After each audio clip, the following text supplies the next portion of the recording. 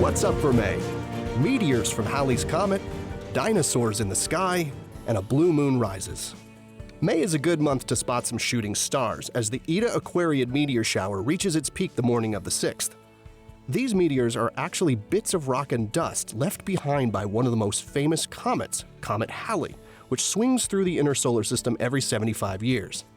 Each year, when Earth crosses through Halley's trail of dusty debris, we see some of that material burn up in our skies as meteors. The shower produces good numbers of meteors, especially for viewers in the southern hemisphere.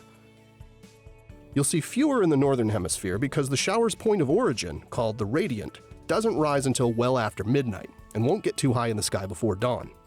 Still, it's always worth a look to catch a few shooting stars. And this year there'll be no bright moon to get in the way, making for great viewing under clear skies. Just face eastward between about 3 a.m. and dawn and look up. Although the peak is predicted to be on May 6th, you should be able to catch a few meteors streaking across the sky any morning the week before or after. You probably know that an asteroid slammed into Earth 65 million years ago, ending the reign of the dinosaurs. But did you know there are asteroids named after dinosaurs? A handful of the more than 20,000 named asteroids are named for types of the extinct reptiles, and 2 of them make their closest approaches to Earth in May. Asteroid 9951 Tyrannosaurus on May 19th, and asteroid 9954 Brachiosaurus on May 28th. These ancient space rocks are too faint to be seen without a large telescope. They're residents of the main asteroid belt between Mars and Jupiter, and never come too close to Earth. But there are plenty of asteroids out there that do, which is one reason why NASA searches for, tracks, and explores asteroids, to be better prepared if we ever find one that might pose a threat. The full moon on May 18th will be a blue moon. Usually there are 3 full moons in each season, but occasionally there are 4. Historically, the 3rd full moon in a season with 4 full moons is called a blue moon.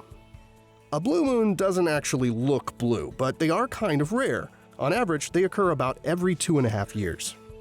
May 18th also marks the 50th anniversary of the launch of NASA's Apollo 10 mission to the moon in 1969.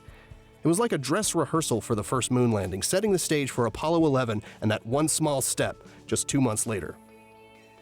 Don't forget to click like and subscribe. Thank you for visiting our channel. Don't forget to visit our online merchandise shops. The link is in the channel description. Remember, learn something every day. Please check out our other videos. We will see you in the next one.